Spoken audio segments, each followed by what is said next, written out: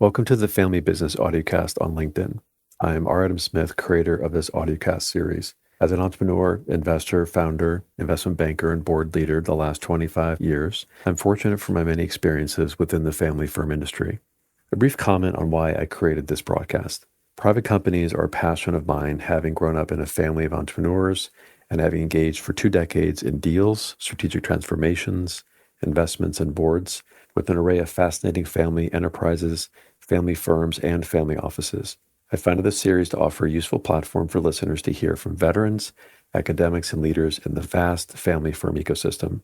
Whether you're a family business owner, building, running, or advising a family office, or just expanding your family office activities, I hope these conversations are useful and enlightening. And now it's time to turn our attention to our accomplished guests on today's episode.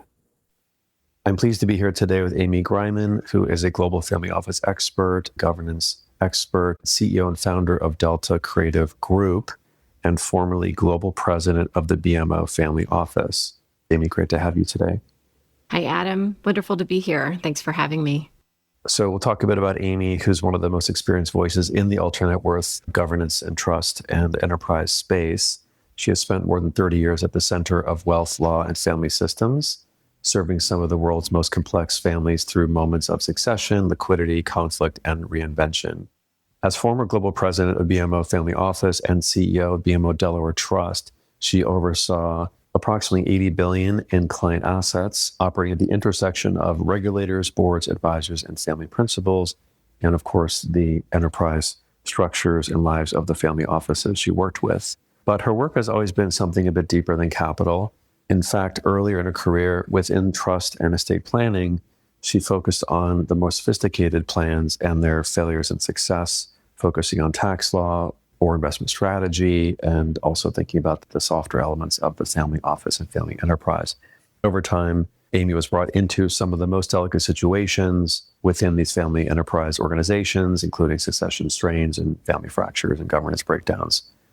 Today, through her group, Delta Creative, she helps families and family offices address what she calls the readiness gap as a private advisor. This is the space between technicality of sound structures and then, of course, the softer power and emotional intelligence in the family offices, including the human capital, cultural, and governance side. So I'm very, very happy to have her on the podcast. Amy, why don't we just talk a bit about the Delta Creative Group a bit before we jump into the podcast agenda?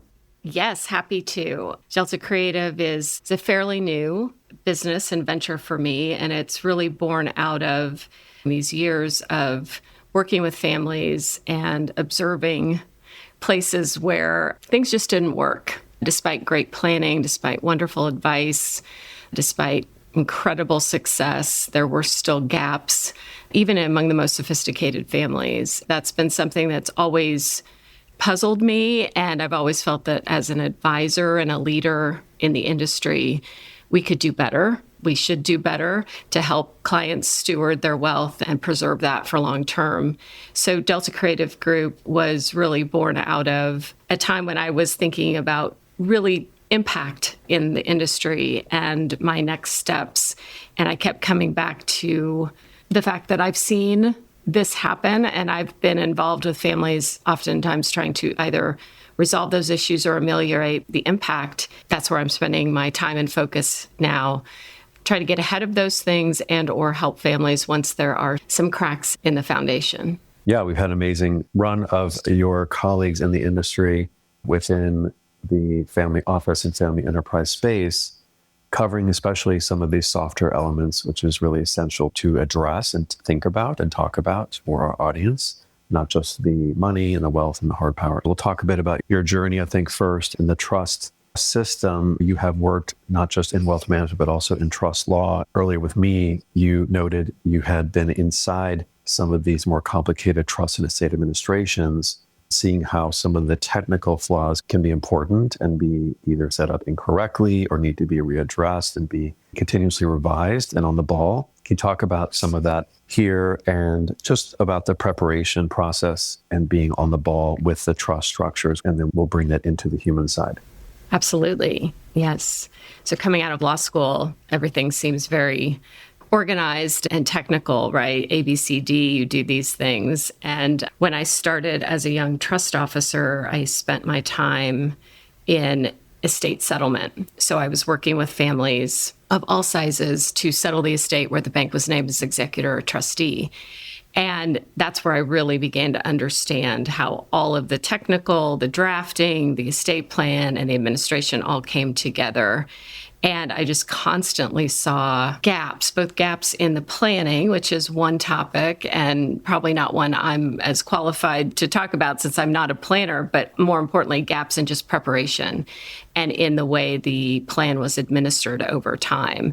So by the time it got to my desk, there were issues. And the other thing that popped up is how the families were not ready to have those conversations or to do the things necessary to move through that transition.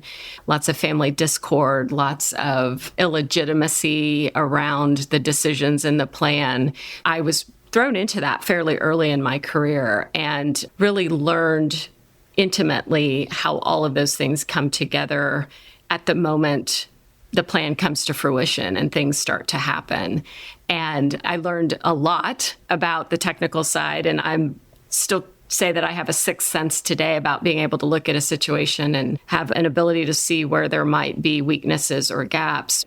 It also taught me, I was really thrown into just having to manage the emotions, the human and relational side of that, which there's a lot of great stories about that and a lot of learning about families, communication, preparation, which sort of all leads to that conversation around the readiness gap. I worked with wonderful attorneys. These are fabulous, really smart people. And it wasn't so much the plans, it was just how they were carried out over time. And the combination of those things could really make or break the legitimacy of the estate plan and, quite frankly, distract or disrupt the continuity of the family wealth and the goals that the wealth creator had.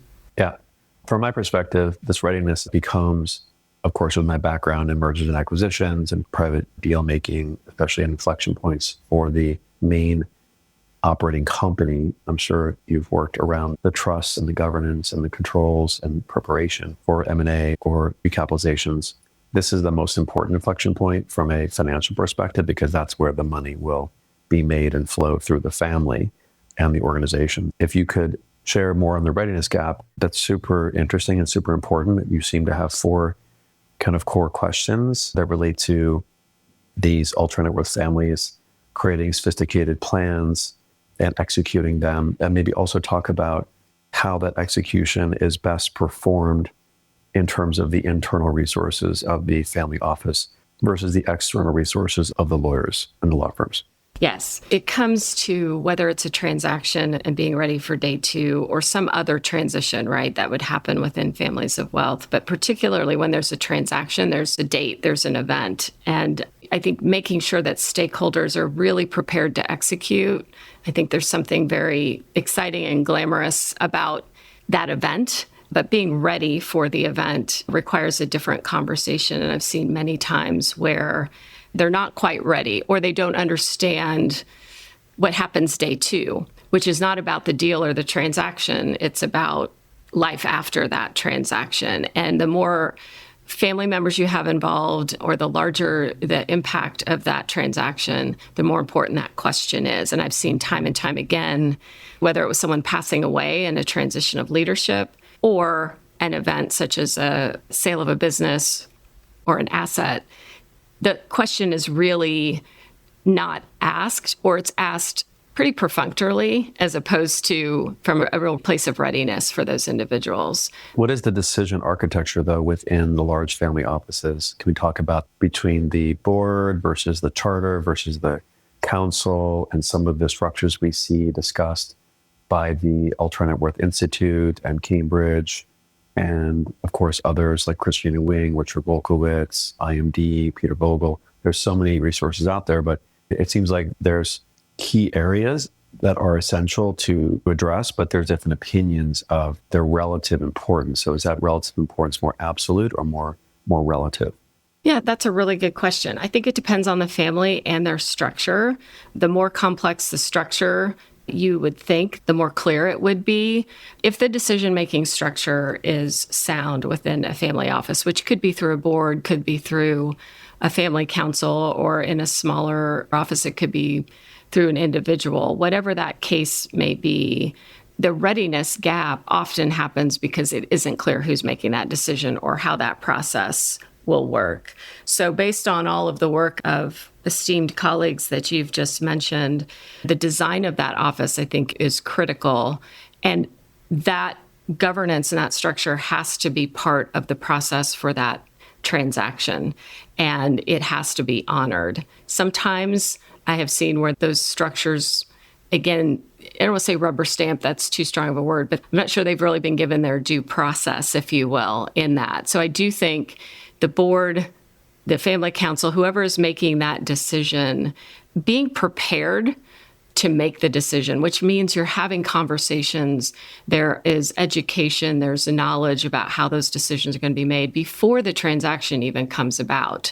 Because the transaction could happen quickly, or it could move quickly once in motion. What I've seen, and I've seen it across the spectrum, honor those systems, and those systems often need to be reviewed and stress tested for situations. That's another area where I've worked with families over the last several years where there is a governance structure, there is a decision-making framework, but it's not really been stress tested. So that's another key question. Is that governance structure resilient? Is it ready? And is it regularly reviewed based on the growth and needs of the family and the family enterprise? I remember talking with Richard Wolkowitz and also Jim Grubman on some of these decision-making mechanisms and council mechanisms earlier, and around the underinvestment in the decision-making architecture. So maybe just a bit more on this issue of what is the best way for the larger families to keep a consistent process involved to modernize and institutionalize and improve, enhance and test and stress test these decision-making processes, again, relative to the internal resources and human capital expertise versus the external expertise. And that's also relevant to, let's say, what is the lawyer's role externally, law firm's role, what is their fiduciary duty versus what is the fiduciary duty of the family office itself. So that's another interesting element of distinction. How to keep on that, who is responsible for that, and how often do these communications have to occur to keep it fresh? Good question. There has to be an operating rhythm and cadence around that. I think communication, family meetings, however that is set up, is really the key. What I've seen is there's a really strong appointed either council, individual committee that is responsible for that stress testing and for the governance. I believe that within family enterprise, with infrastructure and with commitment to that infrastructure, that is where the responsibility lies to make sure, one, that they're meeting their charter and their mandate. Two, they're having the communications with the board. And three, that a broader and transparent communication pattern is available to the rest of the family. Certainly, the larger a family is, the more households and individuals, that communication is often where the gap happens. Maybe there's wonderful adherence and decision-making in those leadership roles, but to really be certain that that governance and the duty of the leaders and honoring their mandates, that communication, which could be family meetings, it could be quarterly updates,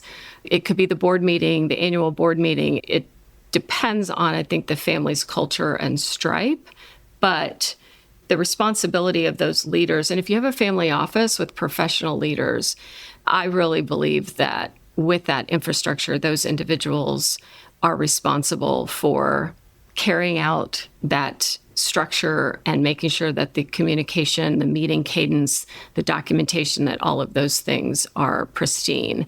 So many of the families that I've worked with, they did not have quite that formal of an architecture, Adam. So they relied heavily on their outside advisors. I worked with a family, it was very sophisticated. They did not have a formal family office. They did have a family council. They did have a decision-making process, but external advisors, primarily lawyers, really ran if you will, that machine. We had some interaction with that family, and there was a huge gap in communication between the advisors. There was also a huge gap in communication down to the next generation. And so while I'm a lawyer, I know how important the lawyers are, and they're very critical to the family office. I believe that once they're structured, the internal leaders Needs to control it. need to control it. Yeah. And if you go beyond that, it's a lot of cooks in the kitchen, I think, at that point. Okay. Let's go back to your time at BMO, which is a wonderful organization. We've had Shelley on our podcast, actually, as you may know from earlier. She's one. Yes. There are some differences of Canada and the U.S. I think that is worth a brief comment as well. And then talk about what that experience was like working in such a large platform, and maybe just a bit on the private banking team approach that you experienced. Like, people are always interested in hearing how that works within a private bank. Yes, really enjoyed my time at BMO, and it was committed to the family office space. And so working within a larger structure brought a lot of resources and a lot of lift. So it allowed us to really focus on the clients and spend time building our client experience and our delivery model in a way that served those clients and allowed us to continue to grow that business. It was great because I had lots of resources that I know other family offices or MFOs have to build out. So I recognized that was different. It also had a very strong fiduciary orientation and was still a fantastic trust bank. So that was very additive in working with families, especially as they were experiencing a transition due to death, whether it was leadership or generational control. So all of those things were sort of ingrained in the culture of BMO and in many trust banks, because that's just how they operate. So it allowed us to build a dedicated team to serving our families. And those families were both a lot of traditional wealth as well as new wealth creation. I had the opportunity to work across the spectrum from maybe G4 through a new wealth creator. Okay. So the private bank, we did have all of the services. We could lend money, we could do planning, we could do tax planning work, as well as invest and serve as trustee. And we had a core team that was involved with every client. Not that the client was using all of those services, but the approach, I think, is a benefit when you're within an organization that has this type of resourcing. It allowed us to create a think tank. And I believe that is really critical for advisors, particularly who are working with ultra high net worth families, because the strategy behind the conversations we would have with clients really required everybody. So having that entire team allowed us to think strategically and be able to be ready when the clients might need something else. Mm-hmm. Of course, now you're in your own boutique, so it's quite different. You can focus on some of the more subtleties and the personal matters away from product and wrappers and structures and fees and procedures and regulations. So it's quite different, of course, now for you. You talked about helping families own their story, which is really important to you and to them, of course, but also the industry owning their story and their legacy.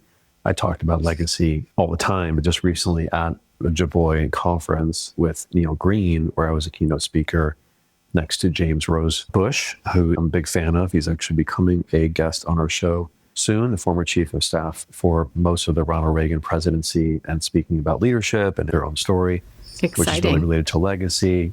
You talk about creating the clarity and cohesion around that story. Can we start talking about that a bit? What does that mean to you? Yeah. You know, families have cultures like organizations do. And I find that the families that I've worked with, it was very clear to me that there was a core there that was really beyond the business segment. And that's easy when the family, you're in G1 with G2. That can often be an easier way to maintain because of the proximity. But the families I've worked with, and I worked with one family that was into G5, and they were very clear about who they were meaning this is what the money does. This is how we gather together. This is how we make decisions. And all of that was informed by what the wealth creators believed and established. I was so impressed with that family.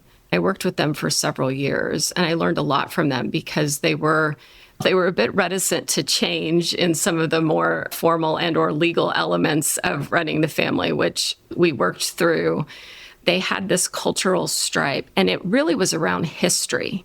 There was such a strong history, the story of the family wealth and how it was created, how it was preserved. That was really passed down through generation, and it was something that was held very, very precious to people in the family. It really informed how they made decisions and how they looked at their structure and chose advisors and all of those pieces and parts. I was a history major in college, and it clicked with me that understanding, even as the wealth is being created, that you're really creating history.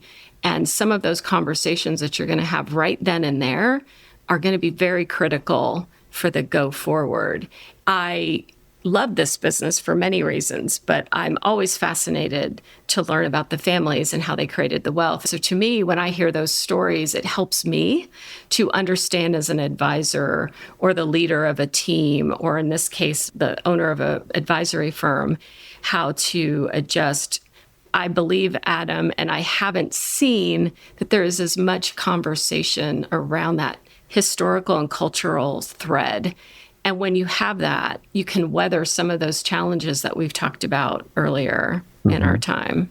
Thank you. Speaking of college, we're both Midwestern. I'm from St. Louis. You went to undergrad in Indiana, and then you went over to Ohio to law school. So you almost were in a straight line in the Midwest.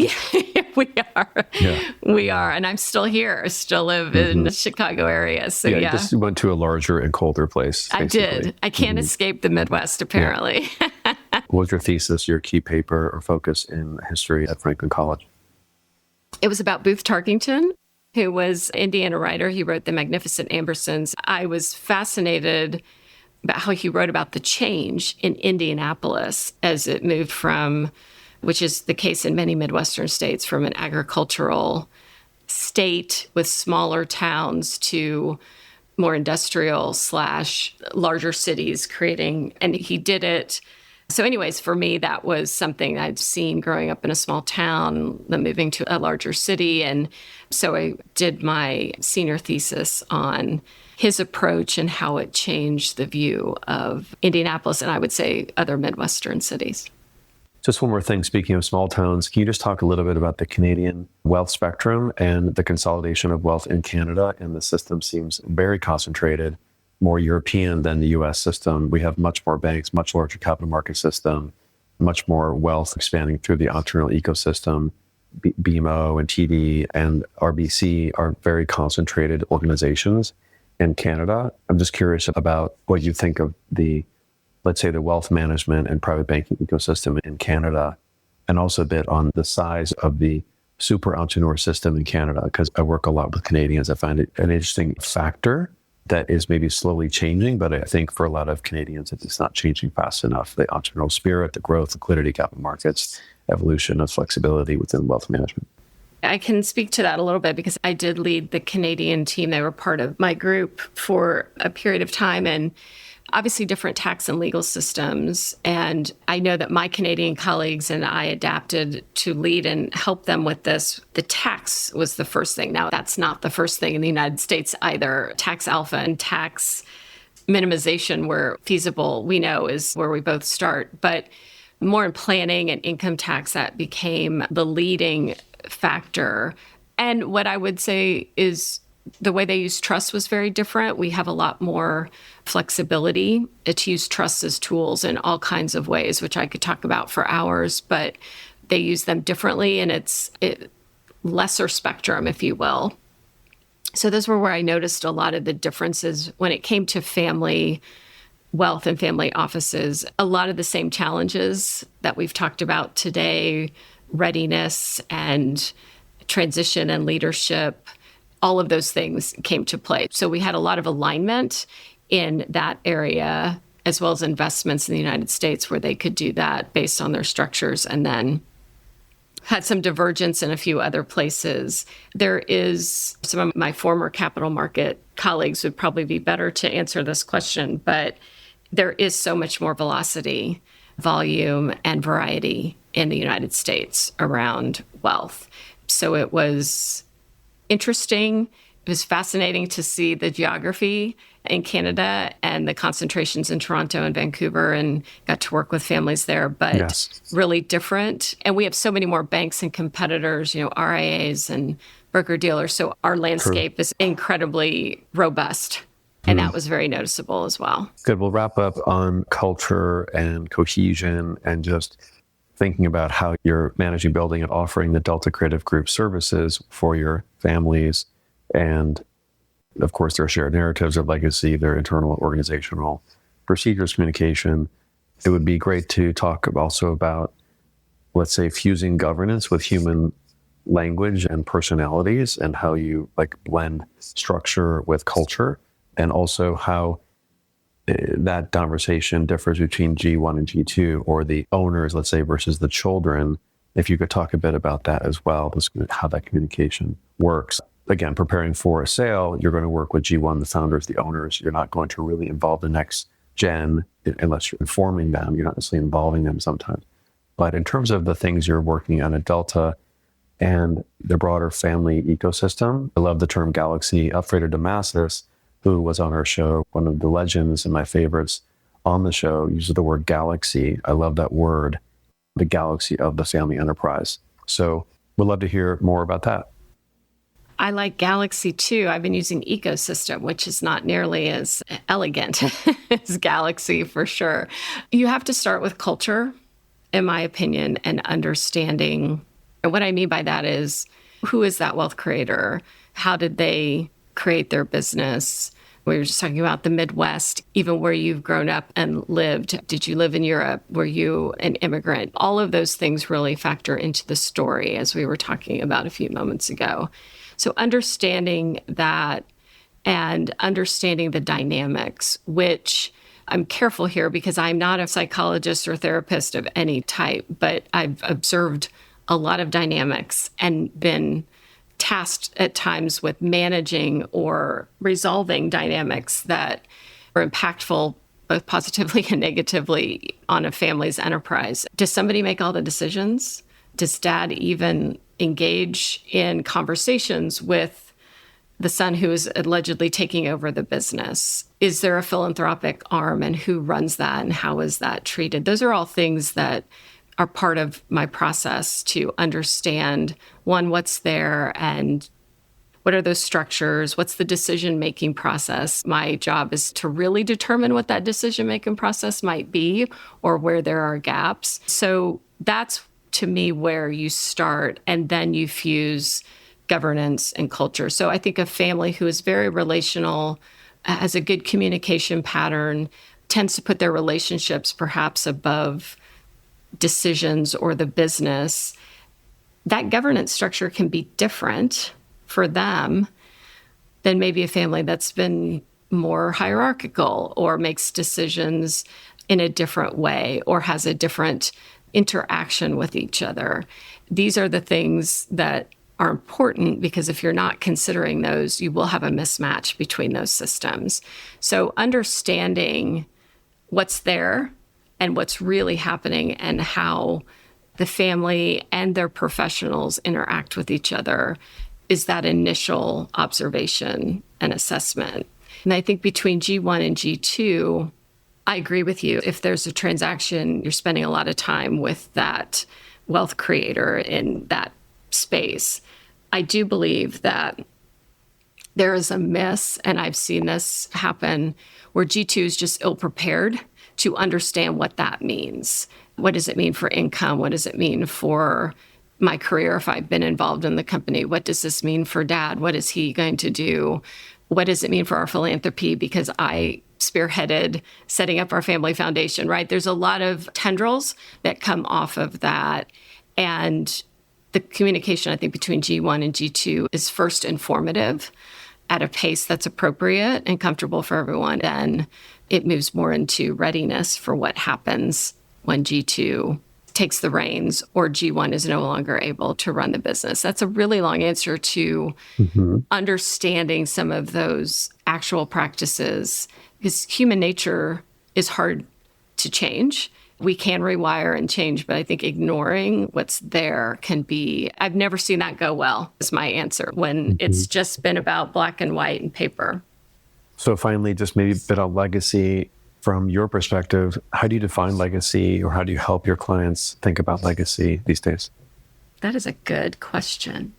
I think of legacy as the why, the reason the hard work was given, how the money and the wealth has been talked about, how it's been preserved. It's the thread that runs through that conversation. Yes, I think it is represented by the money given to causes that are important and to the life and opportunities given to succeeding generations and so on and so forth. But to me, legacy is that why center point lasts, and it's a thread that runs through the family wealth, and it can stand, that system and that thread will stand. That's legacy. Yeah. I love that. Thank you for sharing that. We did cover a lot today around the family enterprise, and that while structure is really important, it's also important to build the softer elements and the collaborative elements, both internally and externally, with trust, legitimacy, human readiness. And I know you're doing that at Delta, which is great. I want to thank you for being clear today and building your own legacy and offering Delta to the industry, and look forward to seeing that grow. I hope you enjoyed today, and we've had a really good dialogue. It's great to have you on the show. I enjoy it. I could talk about this for hours. So thanks for the opportunity to share about Delta Creative, and more importantly, to talk about the work we do and love. It's been my pleasure. Terrific. Great to have Amy Griman on the show today. This is R. Adam Smith signing off. Stay tuned for the next episode of the Family Business Audiocast.